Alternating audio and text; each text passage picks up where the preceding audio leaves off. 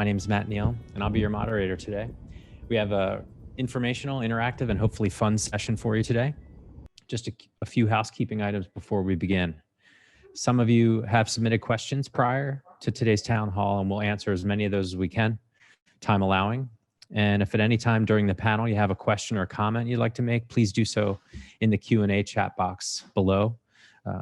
Be mindful these questions come straight to the Unity Conejo, so no one else will see them, but there's also a checkbox so that you can click to keep your identity anonymous if you'd prefer that. If we run out of time and can't answer all those questions for you, we'll combine them into a document at the end and send them around after the event via email. Please note, this webinar is being recorded.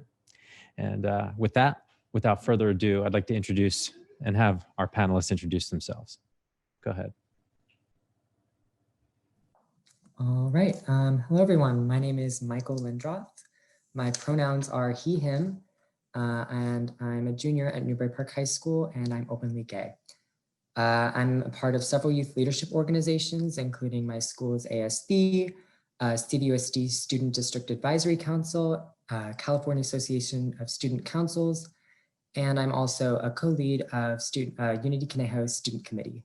I joined Unity Conejo because I am passionate about advocating for the LGBTQ+ community, and I really want to improve the experiences of future generations of LGBTQ+ youth in our district.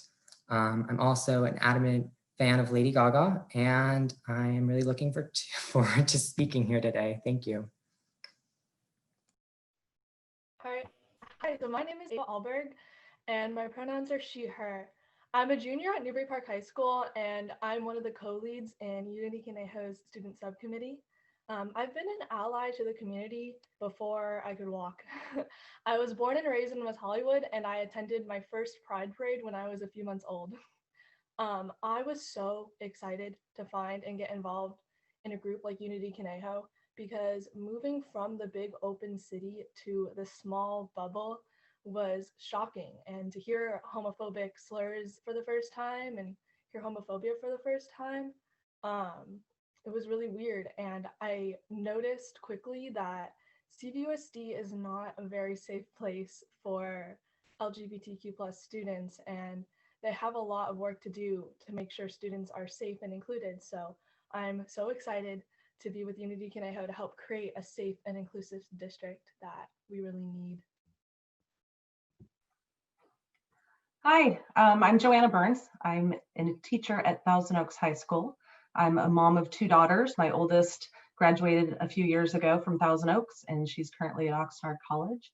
And I have a sophomore who's transgender, and she's also at Thousand Oaks High School.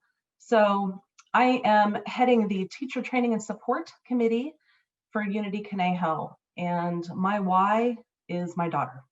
My daughter came out to me prior to middle school, and there wasn't a lot of supports for her. She was very uncomfortable, wasn't quite ready to come out and be who she was. And she came to a new school her freshman year, and she lasted 3 days. And the second week of school, she was in the hospital for the whole week.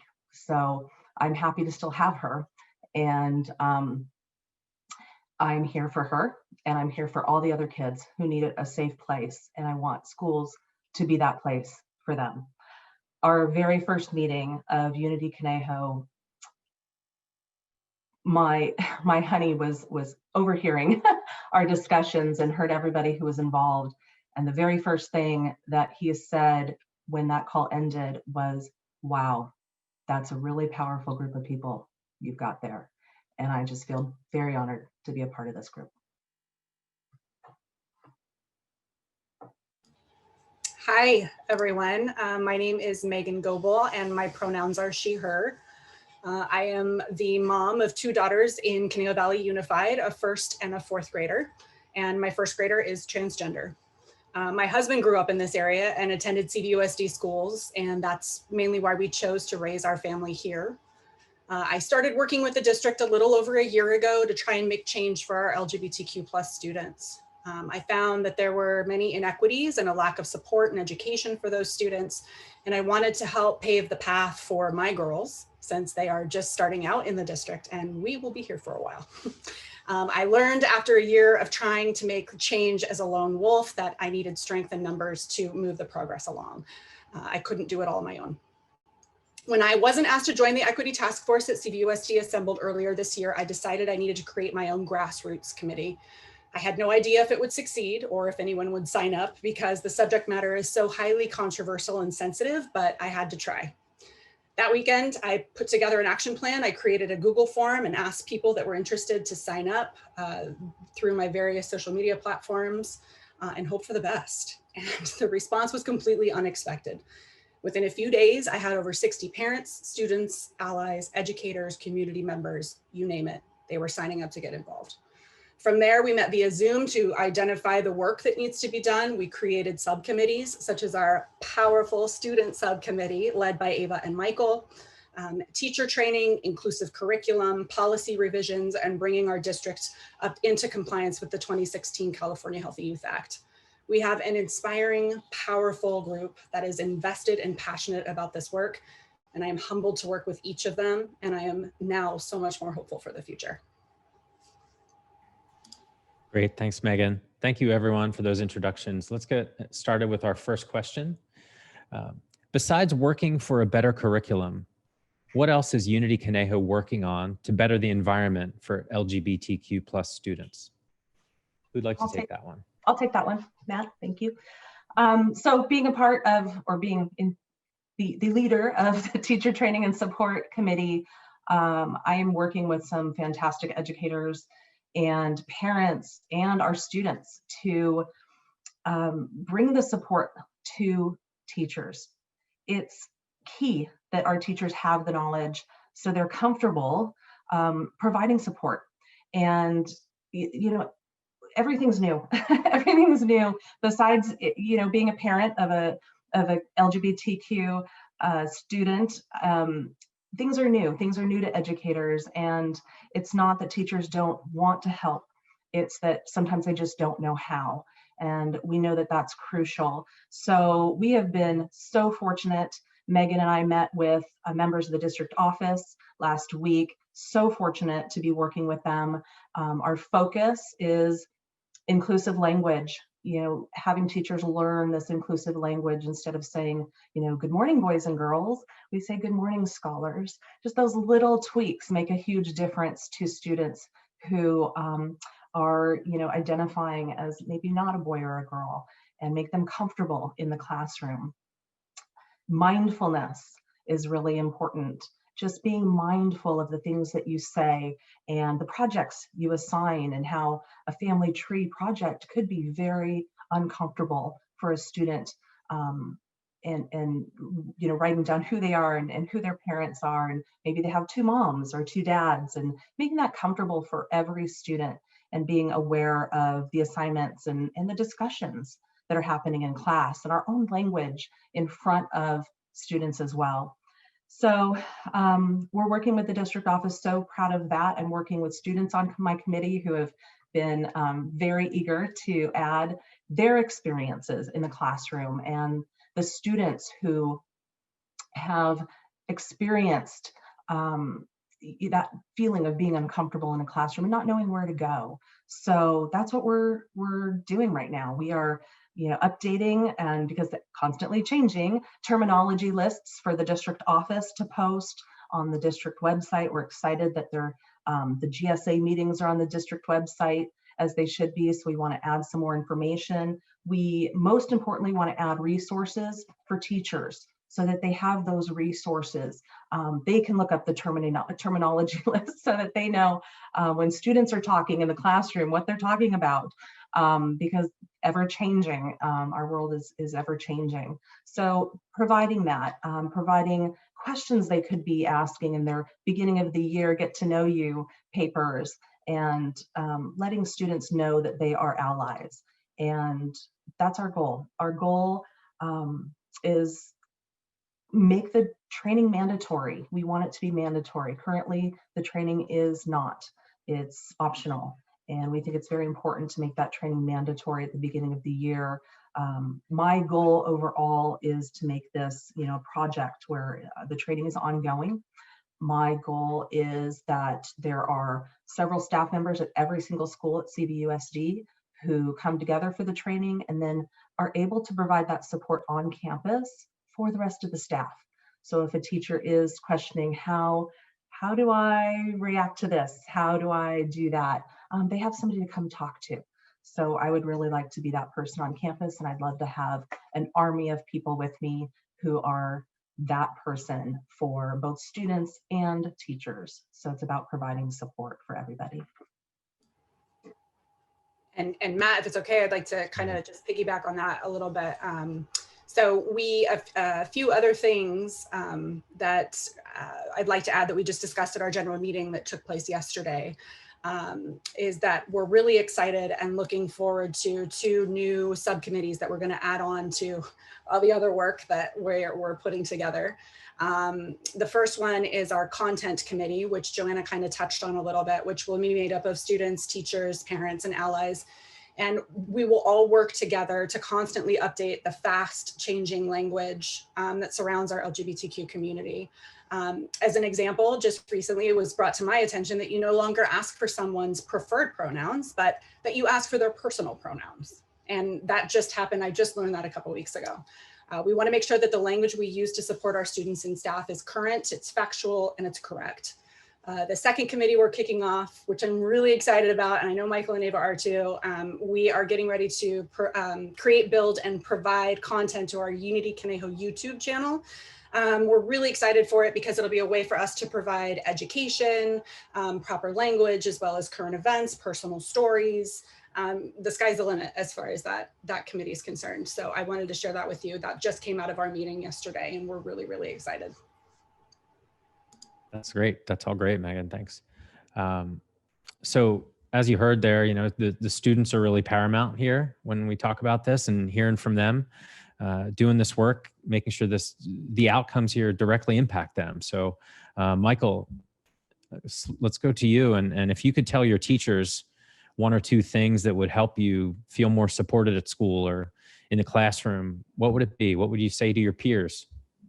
Right. So I guess there's not like 1 or 2 like singular things. It's more of a big thing of ideas that I'm just going to kind of try to generalize into one concept. But I guess growing up, I was always confused and scared and honestly terrified because I didn't know who I was. I was having identity issues, and I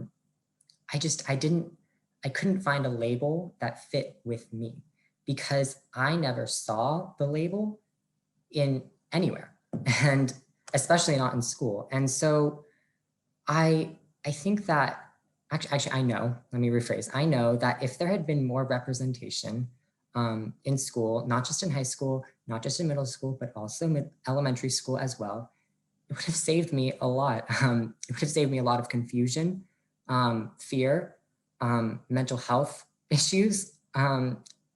I struggled with self-harm issues, suicidal ideology, and no person should have to endure that.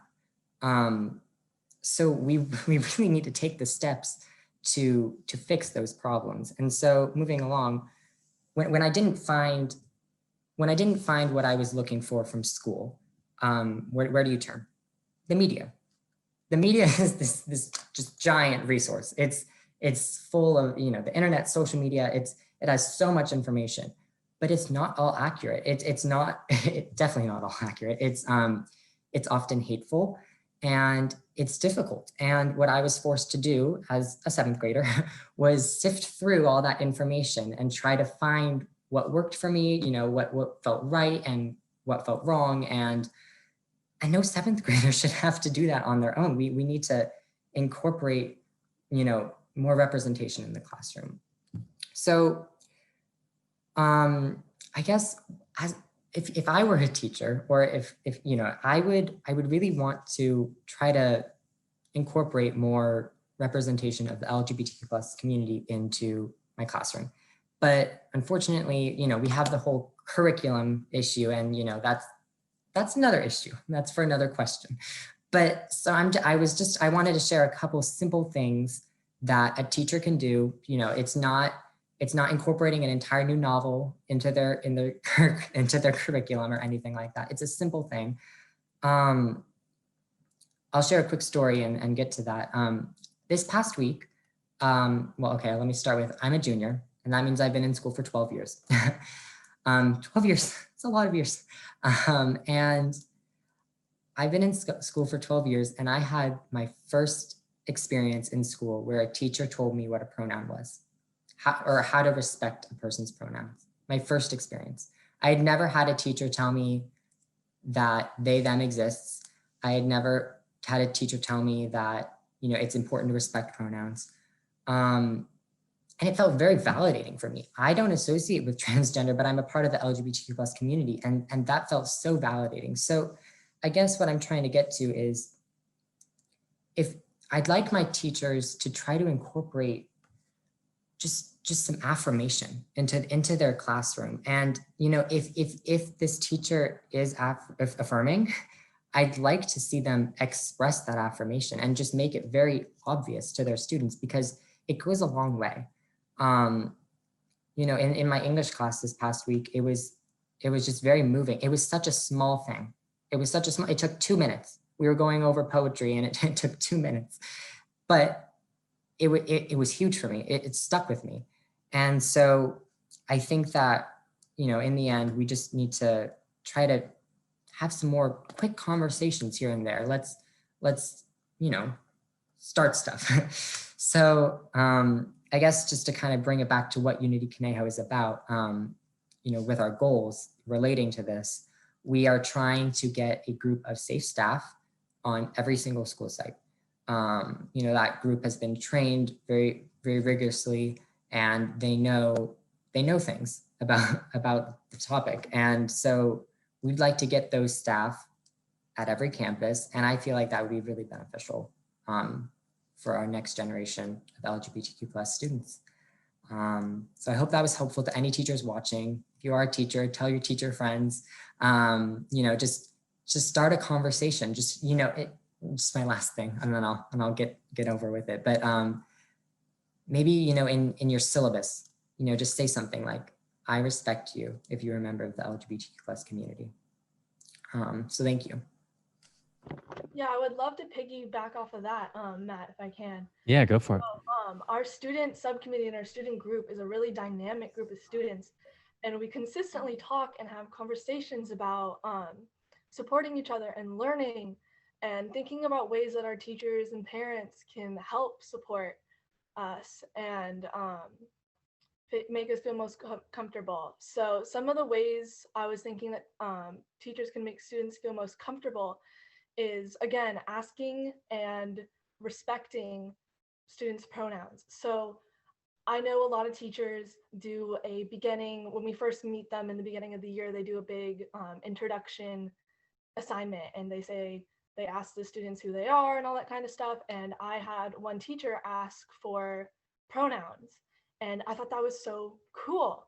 But some of the students, this is the first time where they've been asked pronouns, and some people didn't understand. And I really think that right off the bat, asking for students' pronouns and putting that in an assignment would really help validate the LGBTQ plus students. And then for other students and allies like myself, help really kind of destigmatize asking for pronouns and feeling more comfortable with that. And that would be super cool. So that kind of stuff. And another thing that Michael mentioned, and a simple thing, is literally just saying, hey, I am a teacher and I am safe and I am supported, and just putting that right off the bat so then students know. And it makes me overjoyed, even as an ally, to hear that a teacher is safe, because then I know, like, wow, these LGBTQ plus students can be safe here. And it really breaks my heart when a teacher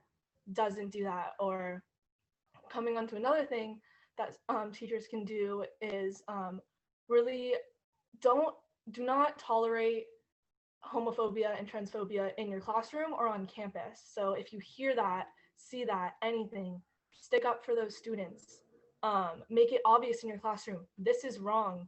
Don't do that. Don't say that. All that kind of stuff. So really just helping stand up for the people of the community and stuff like that. And some of the suggestions that I got from students are to be mindful of your vocabulary. Johanna was talking about this. So don't use boys and girls. Don't say, hey girls, or hey guys. Don't say ladies and gents. Use more gender inclusive terms. That really helps and really validates some people. So that's super powerful. And then be courteous to name changes and pronoun changes if that does arise in your students. Be open-minded to that and really listen to your LGBTQ plus students. I really, really can't stress that enough for teachers, is just listen to them. So those are some of the things that teachers and parents can do to help LGBTQ plus people being more comfortable. Matt, could I add really quick? It's Please. just the little thing, the she, her behind my name makes a huge difference. If you come into a meeting, any meeting, everybody knows you're affirming. This is a safe place. And I started my classes, classes are on TV now on these screens, and they're a lot different than me telling my students, them seeing my safe space posters in my room. But just this little thing, just that little thing right there, let my students know. And at the beginning of the year, I had a couple of students ask, and I was able to tell them that I respect their personal pronouns and I would like to know what they are. And I included that on my sheet. So just those little things. And I think that it gives also a great opportunity as a learning experience as well. If you don't know what that means and you go into a classroom and you see that, or you're in a meeting, if you work in corporate America or you see someone's pronouns like this, it's a great learning opportunity to say, hey, who's Megan Goebel, she, her? What does that mean, right? And so then you can kind of say, you can kind of work it into your conversation, and it's a great opportunity for learning. Yeah, I think that's really powerful to hear that. It's also interesting to hear, Ava, suggestions for parents and suggestions for people who aren't in a position of being in front of the students all the time, just their own individual at home. What can you do? What do you need to know? How can you get those resources for everybody? Because maybe you won't run into them at school, but somewhere else. So maybe it's just, this is life, and these are the people in our community, and we're all trying to do it together. So I know there's a lot of, we've covered some of the questions that impact the high school. Maybe I'd like to switch and maybe share your wish for elementary school support that would have been beneficial for you, for any of you guys too, in your time as well. Yeah, if I can start with that one, I'd like to, just only because I do have 2 elementary age daughters that are coming up through the district in 1st and 4th grade. And I feel like the proper LGBTQ plus and gender diversity training for teachers and staff, as well as providing education for our youngest students, is so important. And I'd like to give you a couple of examples of why and how. Our older daughter Hayden has, when she was in 3rd grade and prior to that, whenever I would come to pick her up from school, it was her little brother coming with her. And not this last fall, but the fall before, Hayden's little brother is now Hayden's little sister. And Hayden's little sister Harper is starting kindergarten. And having those conversations around what happened, who's that, what do you mean, how does this happen? As a parent, there's only so much I can do, but then I'm not always on campus and I can't be there to kind of filter through and help with those questions, and to have supportive staff on campus that can help guide those conversations is really important. Second, Harper's friends and peers in her classroom in kindergarten, some of them she played t-ball with prior to transition. Some she knew prior to starting kindergarten. And, having her called out in her classroom by her old name, by her peers, and knowing how to guide that conversation and make it a learning opportunity for those kids in that classroom made things, pretty uncomfortable for her at times. So those are 2 just, kind of right out of the gate examples that I can give. And I think that the last and final thing that I can say is that, when there's this discussion around, do we talk to elementary kids? They're too young. I don't think we give them enough credit, to be completely honest. These kids are a lot smarter and a lot more advanced and have access, especially now with distance learning and being home and having a laptop in front of them. They have access to the internet right there. And they can go down that dark hole and find all that information themselves.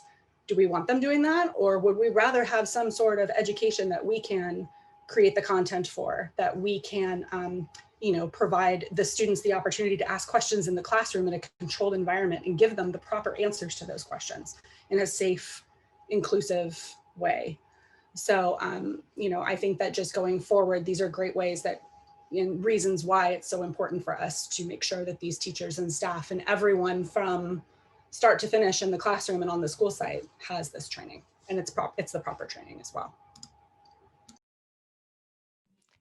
Joanna, Ava, Michael, can you want to chime in, give a perspective here from an elementary school perspective? I can pop in right now.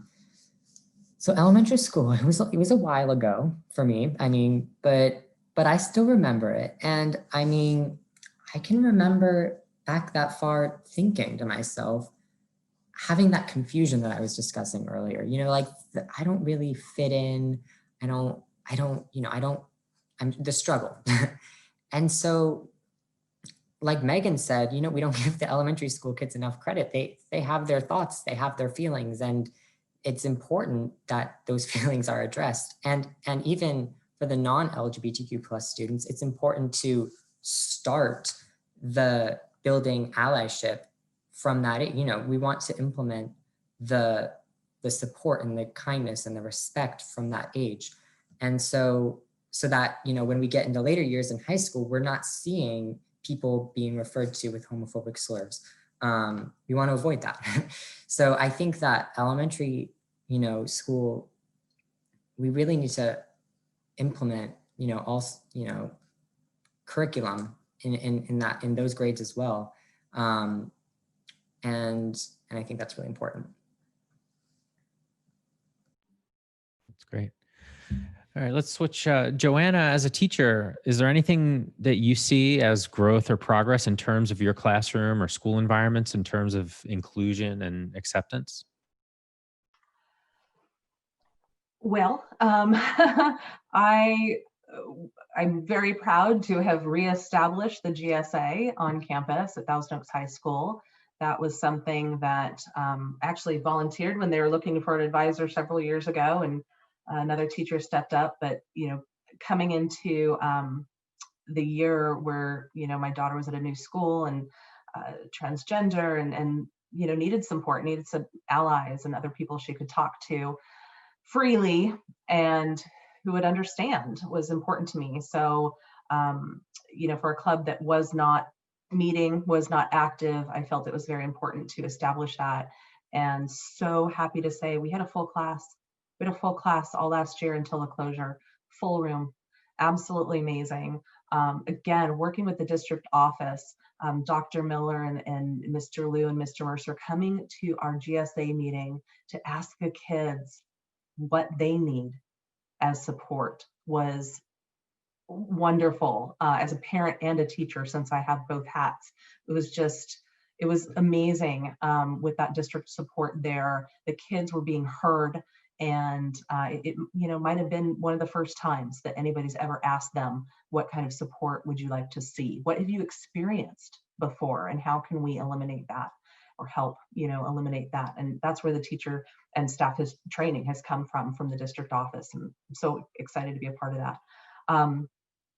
Happy to say that even though we're all online, the GSA is still meeting every single Wednesday, and the kids are there. We are collaborating. We have meetings with the Newbury Park GSA and the Westlake GSA, and we're coming together, and those students are having amazing discussions and working together. And I would love to see that happening at the middle school level. We just heard that Redwood has a new Pride Club. So we're so excited and so proud of those student advocates that are starting that for the younger students, because like Michael said, if those things happen early, then when students come to high school, it's not odd. It's not what, it's not who, why, it's the knowledge. I think a lot of the mistakes and the questions can be answered. So there aren't the mistakes, you know, when students get all the way to high school. I'd love to see that happen. But I love that the GSA meetings are posted to our district website. That's amazing for students to have resources on where to go and where they can join. I love that. And you know, my room is a safe space. I have a poster that says this is a safe space. And I've seen other teachers who have also started posting that. And I would just like to see more of that. And I feel that, again, it's not the teachers don't want to, but it's they don't know how. They don't know how to support, and they're unfamiliar with the terms and unfamiliar with how to support and what can I say. And if we give them that, toolbox, they will be willing to put up the safe space poster, and students will know that they're always safe. So really looking forward to more change. So I've seen some positive aspects, and I would like to see more. And maybe Michael and Ava, let's start with Ava. What have you seen as positive change from your perspective as students? Yeah, some positive change. I mean, obviously, Unity Conejo is such an amazing change, and I really enjoy. I knew the GSA existed at Newbury Park before, and I went to a couple meetings, and it was awesome. But to join Unity Conejo and then to meet with, we have students from, I believe, 2 different middle schools and 3 or 4 different high schools. So kind of meeting with people from different high schools is so cool and awesome. And then I am seeing a little bit more of teachers, including, I think I've seen 2 on like the windows or the doors when we were on campus of like, I am a safe space teacher and stuff. So more of that would be cool, and seeing those kind of things. And also it's so cool to see that we're working with the district and they want to work with us and they want to help improve, and we're trying to get them to a place where they need to be. So those things are super cool. I can kind of infer some more positivity. So I think the district's been really responsive as so far with what we've been doing. I think that's been really great. And I think as long as we continue this responsiveness, I don't know if that's a word, but we'll keep it going. I think that would be fantastic. Like Ava said, Unity Conejo as an organization is a great step in the right direction. And I think Joanna and Ava both mentioned the stickers. We see those safe space stickers, you know, in teachers' classrooms. For me, that's just super validating. So that's a great step in the right direction. I mentioned that I was on the Student District Advisory Board for CBUSD. And within that group, we have different subcommittees. And one of the subcommittees is Educational Equity Committee. And we've met with that group before. And I think, you know, they have some great plans for the year. And I think that's another great step. So there's a lot of positivity. I think we've come so far, but we've got so far to go. But it's really great to see, you know, the community working in the right direction. That's great. So finally, how do you envision Unity Conejo will collaborate and network with other local groups advocating for vulnerable student populations? Yeah, so our student subcommittee we've met with SDAC and Diversify Our Narrative and Justice in Our Classroom. Us students have met and we kind of collaborated and talked about our goals, and we realized that we have a lot of the same goals.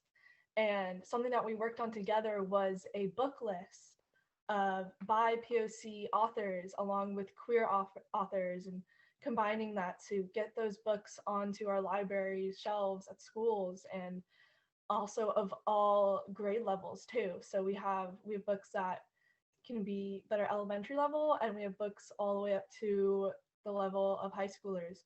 So getting those books out was super cool and fun to collaborate. So we've been collaborating with them, and as well as our GSAs.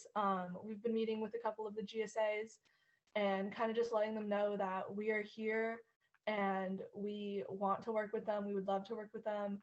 And we are kind of all the schools coming together, and as an activist activism group, yeah, um, to kind of make change in our district if people want to do that. So it's been fun meeting with some student groups and stuff. Yeah, and I just wanted to shout out our Ava and I student committee. I think we got about 150 book titles that we are going to provide to the district to, all reading levels, all different grades, and we're going to try to get those into the libraries at all the schools. So, like I said, the representation is a huge thing. And if I see a novel or a book in the library and I see, hey, I kind of relate to that, like I kind of can connect with that, and that can kind of give me some guidance on where I can go with my identity journey. Yeah, I want to just add in on that as well. The books that they came up with are fantastic and they're phenomenal. And we've actually kind of joked about maybe having a book club within Unity Conejo as well, as if we have not filled our plates enough with all of our advocacy and volunteer work. But, one of the things to really note about that list that has been curated and that we're currently trying to merge a couple different lists to get, kind of the best of the best, is that it's not just about necessarily having the subject matter or the plot surrounding a transgender person or a gay person or non-binary. It's about, it could be that is the main character, but it doesn't have to surround just that point. It can be about a story about a person that goes through their life. And this is also the same as, maybe a book is written by a queer author or something else, along those lines. So they aren't just always going to be about that subject matter. It could just be that person living in their space. So it's pretty cool. It's very inspiring. And just to add, it's the collaboration the students are doing is so admirable. These two, like every time they speak, like, oh my gosh, you are amazing. The collaboration within Unity Conejo is insane. We have the most, when I said powerful, I don't know if there's a greater word to this group of people is amazing. We have students like Michael and Ava. We have teachers who are stunning, just taking over their groups. The parents who have joined and said, I don't even have a student in the LGBTQ community, but I want to support, I want to help, I want to be a part of this group to help, raise my children and my neighbors' children and make everyone aware. And just, it's a community. We're in a community that needs a little bit more education, and the collaboration in this group and then eventually outside the group with our other groups of people and students who are in those vulnerable student populations. I'm hoping to see, amazing collaboration between all of us, but just the collaboration in this group has extended beyond my imagination. That's great. So we have a question now in the Q&A from Baltimore, Maryland. The question comes in: how much pushback have you encountered from students, administration, and parents? How did you handle that as an organization and as individuals? It says here, I went to Ventura County 20 years ago, and when I was born there, though I was born there and I know the area can be a little concerned. So that's the question on the table right now. I can start. I'm just going to start with not necessarily Unity Conejo, but just, again, bringing that awareness to campus. And I can speak for the students. Students are so accepting. Students with knowledge are more accepting. And if they know even the slightest bit about the LGBTQ community, I know this is personal. My daughter came out. It took her a while to come out, and she came out to her family just almost a year ago, or almost a year. But it was difficult for her to come out to others. And when my friends with kids told their children, it was, Izzy, my daughter Isabella, transitioned. So she's not Ryder anymore, she's Isabella. And the kids go, okay. and they move on. And so the students are so accepting, and just the matter-of-fact language that we use. And then as far as our administrators, my principal is amazing. He's been very supportive of our GSA meetings and very supportive of our population. And that's what I can speak to, that point. And I'll go next, because I know that it's usually kind of a hot topic of, the transition of such a young child at the age of, Harper transition to 4. And that's always kind of a hot topic of, questions, and there can be some criticisms around, well, my kid wants to be a dinosaur all the time. I'm not just going to let my kid be a dinosaur. And, that's fair. And I have to be honest in saying that I didn't know what I didn't know until I knew it. And there was no way for me to fully understand until I did educate myself. And I think that's kind of the biggest thing. The other thing that I would say is, because it did happen throughout the kindergarten year, and it happened with some of my older daughter's friends, is if you make a mistake, it's okay. It's okay to make a mistake. I mean, as a parent, I make mistakes with my kids and their pronouns all the time. I think I just called Harper he the other day. I mean, and she's been Harper for 18 months now. And I think that as long as you are affirming, as long as you are putting it forth that you are trying and that you care and that you're not doing it out of a place of hatred or bigotry, that it's okay to say, you know what, gosh, I'm so sorry. I'm still trying to do that. I'm still trying to figure this out. Just be patient with me. I will get there with the pronouns. I'll get there with, where you need me to be, but just know that I am doing my best. And I can tell you right now, I can't speak for everyone in the transgender community or outside non-binary, but what I can say is that I would think most of them would say that is correct. Just as long as you admit it, you apologize, and you try and do your best, that's all any of them could ask for. I'm just going to add a little bit more. I personally have just been overwhelmed with so much happiness at the reaction from the community that we've had so far. I mean, it's been so receptive, like I said earlier, with the district, and I think we just need to continue it. I mean, the most pushback I've personally seen has been like a comment on our Instagram post, in which case we delete them and move forward. It's just that simple.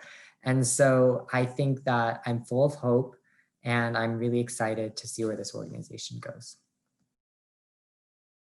Yeah, I just really want to stress one more thing, and that's educating the students, and if you're a parent, educating your children about LGBTQ plus, the community and everything, because all we really need is more education. And when I do see pushback, it's out of misunderstanding and not having education. So that's why what we're doing here is so important, because I believe that with gender education and LGBTQ plus education, it would completely help all the hate and really just make it a safer place for LGBTQ plus students, and we need that. So just educate your children is all I can say. It's so important. And I think that the most important thing too is just saying, like, all of us have said, educate yourselves, educate your kids. And we're not trying to say we're going to leave you hanging and figure out how to educate yourselves and educate your kids. This is what we're trying to do. We're trying to create and provide that education for yourself, for your children, for the LGBTQ community, for teachers and whoever wants to be a part of and listen to. That's where the YouTube channel comes in. That's where we'll have stories of kids that sorry, I don't mean to call you guys kids. I just feel so old, but like students and other students in this community, and also allies, to come and tell stories and talk about things and educate us all on how we can be better. I think that we're always constantly learning in every single area of our lives, and this is just another one of those. And the more that we can bring positivity and education and support, I think the better we'll all be. And back to the comment, Sarah, truly, I can't imagine transitioning 20 years ago in this community, but be happy that we're here now. We're here for the students, and that's our goal, is to make it comfortable and be affirming to every student, and help anybody that we can. So I say, what pushback do you get? I don't know, because I'm just going to push back harder. So that's what that's what we're here for. Thanks, guys. We have another question from Cindy Lou. How do we become aware of cultural and ethnic differences so we can better support students and their families? I'll start with that one. I think the only way that we can do that is by collaborating. I think that, you know, there's the word, I know Cindy will know this well, intersectionality. It's a big word, but it's all of us working together to understand each other better. And that's where the collaboration of other groups can work together to help us all educate one another. And so that's where I'll start there, just by saying, by all of us working together, we can be quite a force. To elaborate on that, I think that just getting back to the basics, I think love, respect, kindness, those are not bad things. Those are very, very good things that we'd like to see in a community. And I think going back to that and incorporating that into our daily lives is really what's gonna, you know, help us move forward in a very positive way. So remember the kindness, love, respect. Great, thank you. There's another question coming in. I know there's a lot of diverse authors in English classes. What level of awareness and inclusion do you see in other classes? I can kind of answer this one. So, you know, maybe you can't incorporate, well, I'm sure there's a way, but maybe you can't incorporate LGBTQ plus representation into the curriculum of a statistics class. But that doesn't stop you from being affirming. That doesn't stop you from loving your students and supporting them. You know, bringing it up in your syllabus and saying, I support all LGBTQ plus students. You know, you can still incorporate this respect and the love into any class, I think. I think also, oh my gosh, I just totally lost my train of thought. I knew this was going to happen at some point or another. I'm thinking of specifically elementary school and, you know, the gender bias that exists there as far as PE classes go, right? And so, you know, it's line up boys and girls, or the boys are going to line up over here and the girls over here. Here's a great example of, you know, in kindergarten, they do color blindness testing for all the kiddos in that class. And thankfully, because we are very open with our school and, you know, we're very open as a family, you know, the health clerk called me because I was on campus at the time and said, hey, we got a thing going on here. We're going to do color blindness testing in the classroom. And typically we only colorblind test the boys because they have a higher rate of color blindness. And we only test the girls if it's asked of us to do it. What do you want us to do? And so I said, well, I'd like you to colorblind test her, but this goes to show kind of that space, that inequity in there of what we should be doing is having a standard form that goes home. If you want your child tested for colorblindness, check here. Or if you don't want your child tested for colorblindness, check here, whichever one's easier, and it's going to create less paperwork for our administration, but making that streamlined, not basing it on gender. We don't need things to be so incredibly gender biased and separate. And then, you know, I think that this obviously is a discussion for another day, but when you're talking about locker rooms, restrooms, things of that nature, I'm scared to death of when Harper gets to middle school for locker rooms and changing, and what does that look like? So again, that's another topic probably for another day, maybe another town hall or a YouTube interview, but that's another thing that we have to think about as well. And Cindy notes then, appreciate and support the call to work together. Also suggests that we have cultural representation and sharing LGBTQ plus stories from many cultures. Thanks for a great forum, and she's learning a lot. So thanks, Cindy. All right, so we don't have any more questions at the moment. Feel free to type them in there. But if there's no other questions, we can end. If you guys want to do a wrap up, each of you go around, or we can just maybe take a second to just wrap up. I kind of have one more thing I kind of want to touch upon, and that was how to raise an ally, because I was raised an ally. And one of the things that I was talking to my parents about that they did, and I felt like is just a little thing that kind of helps is when you're talking about anyone, not labeling them. So what people do a lot is they say, "Oh, this is my gay best friend. This is your gay aunt. This is yeah." So they label people. So my parents never labeled people. They, at least not off the bat. So the not using labels kind of makes us realize that everyone's human, and someone being a part of the LGBTQ plus community doesn't change the way we look at them, and it's not the only thing we define them as. And it really normalizes not treating LGBTQ plus people differently, and also really helps not stereotype them.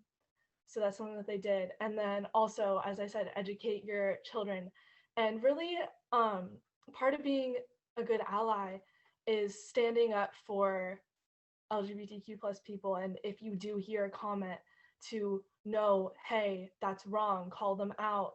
And really emphasize to your children to not be scared to do that. They can do it in a kind way. They can just really, it would be really impactful if we can help stand up. And tell your children to love and support their LGBTQ plus peers and friends, and no matter what step of the journey that they're on, to listen to them and support them. Stuff like that is really impactful.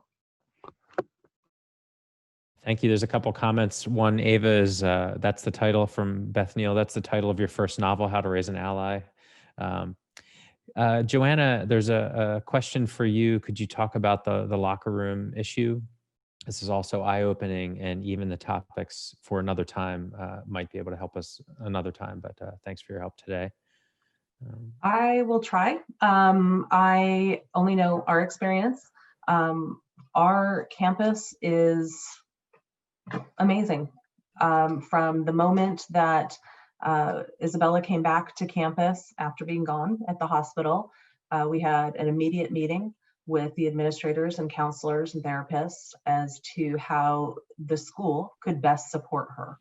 And, you know, coming out as transgender on campus, and letting the teachers know her pronouns are she, her, and she is now going by Izzy or Isabella. And again, amazing support. She was asked whether she wanted to stay in the girls' locker room or the boys' locker room. She said that she was not having a problem at all in PE. No harassment, no questions, no nothing in the boys' locker room. That's freshman PE. So I know that she did not experience any issues. I do know that there are changing rooms that she could go to, feeling, you know, uncomfortable, that she could go to privately. She, again, you know, dressed out only only till March, and you know, this year she's not on campus, and you know, where she is transitioning and she's taking hormones and going forward that transition, it might be a little bit different for her, you know, wearing a bra now, being in that locker room. So that would be another issue that we discussed with the administrators at the beginning of the year. Bathrooms has been another issue for my students. It's something that comes up very often in our GSA meetings, that the school needs to provide gender neutral bathrooms for our population of students who are uncomfortable going into the boys' bathroom or the girls' bathroom. And not just giving them the option to go into the nurse's office. Because yes, okay, sorry. He said when you know, there is one technically, but there's a line of 6 students, you know, who need to use that bathroom in 6 minutes. And so, you know, again, this is all new for us, for teachers, for parents, for students, for the district. And the hope is to bring more awareness. So, you know, not quite sure I fully answered your question. I just have our experience, but I hope that helped. Yeah. I think there's a really important question I want to get to before we go off, at least plant the seed if we have to expand on it more. But how do you support students who align with the TQ plus community who do not feel safe to come out at home? Really, Oh, yep, go. can I go really quick? So that is part of the opening of your classroom, making sure that you are asking the students, what should I call you? And what should I call you to your parents? And I've experienced a student that I call by one name in class, but when I'm on the phone talking to a parent, it's a different name. And again, it's the awareness. It's the awareness and you're supporting the student while they're with you. They're with us sometimes more often than they're with their parents. So in my opinion, it's being able to support that student while they're in our care. It's perfect. I'm so glad that you went first, because I want to expand on that with what we're doing as a committee within Unity Conejo. One of the big things that I'm trying to work towards is for us to create something called a Rainbow Club. And I give it that name, and now I feel like it's just going to stick because we haven't come up with anything else. It's what we just keep calling it.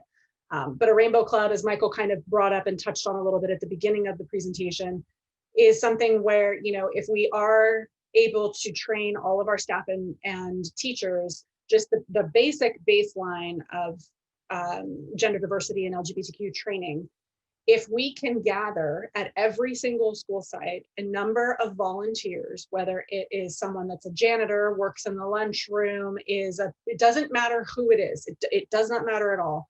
But if we can get a handful of people that are volunteering to take a more extensive, broader training, and then they become part of what we call our Rainbow Club. And therefore they either get a sticker on their badge that they wear, or they have something in their classroom that identifies them as that.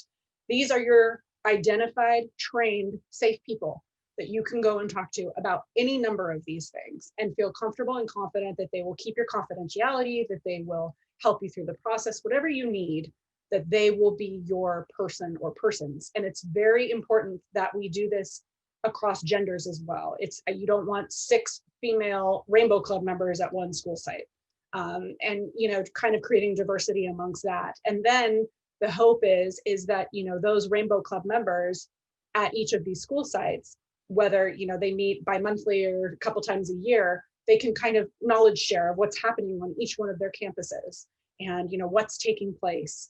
And then if you have a student that's graduating from 5th grade and let's say going to Colina or Los Cerritos, here's your person. This is your Rainbow Club that you're going into. Here's who you can identify right out of the gate. These are the people that you can talk to, and kind of do that handoff for each one of these. That for me is something that I think would be so important for these kiddos. And as part of that, these teachers, these staff, whoever's part of this Rainbow Club can help guide these students and maybe have conversations with the parents as well of how we can all work together to make it a supportive, inclusive environment for that student. Many of our students are not out at home, and that's where they go for support, to our teachers and our groups. So it's paramount that we get their training right, and it's paramount that we get them properly equipped to assist those kids. So we are at the top of the hour, and I want to thank all of you for spending time with us today, getting to know about the work that Unity Conejo, what the future plans they have to make our schools and community more inclusive for LGBTQ plus students and families. If you have other questions or looking to get involved, please connect with us on any of the social media platforms, email. And like we said, this is all going to get wrapped up, and we'll get to any of the questions we couldn't get to today and send those out. So thank you so much. Thanks everyone for sharing your Sunday with us. We really truly appreciate it. And here's a little slide for you to check out. This gives where our Facebook is, our Twitter, our Instagram handle, and what our upcoming town halls are looking to be. There's an email that will be sent to each of you tonight. Our next one is coming up on January 31st. If you would like to join us, there will be a link emailed to you so you have priority access. I make it sound like it's part of a cool club. You get priority access to register ahead of time before we go ahead and publicize it to the public for anyone to come in for the next one. And again, thanks for sharing your Sunday.